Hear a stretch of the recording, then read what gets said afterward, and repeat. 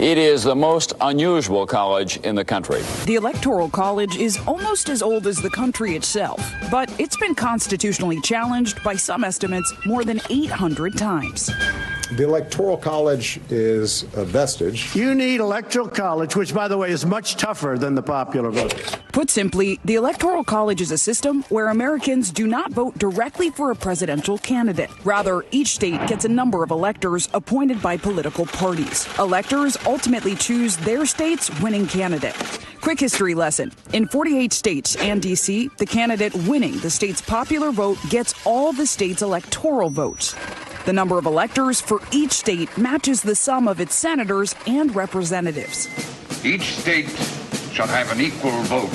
It started as a compromise between our founding fathers in 1787. And there was the fear that democracy could lead to mobocracy and that you would have what some people would call majority tyranny.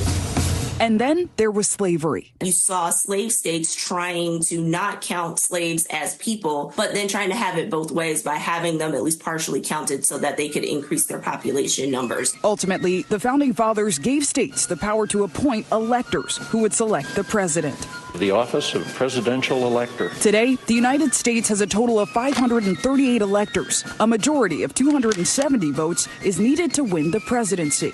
Usually, the candidate who wins 270 also wins the popular vote, but not always. Like in 1876, when Rutherford Hayes lost the popular vote but won by just one electoral vote. Or most recently in 2016, when former Secretary of State Hillary Clinton lost despite beating Donald Trump by nearly 3 million in the popular vote.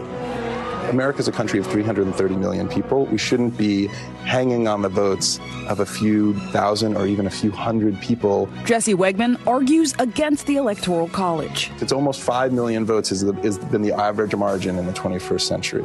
And yet we have these elections that appear superficially closer.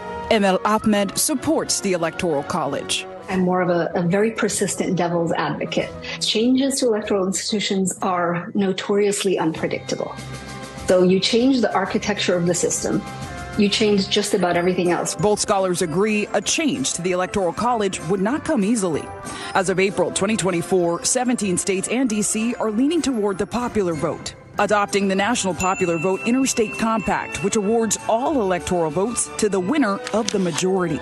Still, for the upcoming election, the Founding Fathers' electoral system remains, and so too does the contention. And that's the Electoral College simply explained.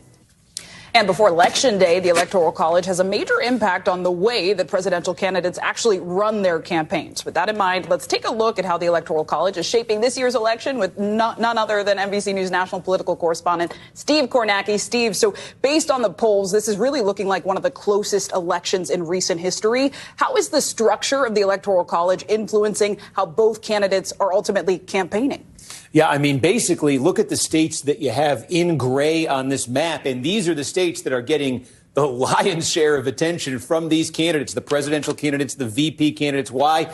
Because these states are the ones where the polls are the closest. They're toss-up states.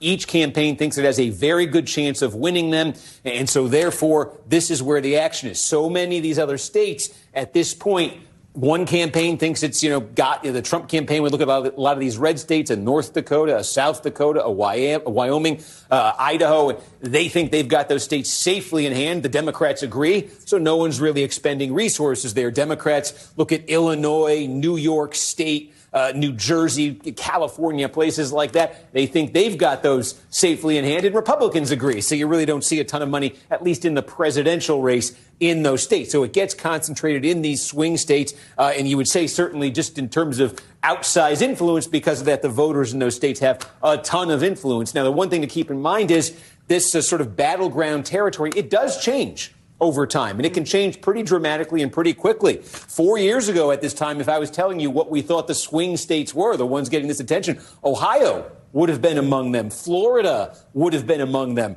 Not long ago, a state like Georgia would not have been among them. A state like Arizona wouldn't have been among them. So it has changed over time. If this year it's sort of 7 states it's landed on, we'll see what it is in 2028. Time will tell. Steve Kornacki, thanks so much.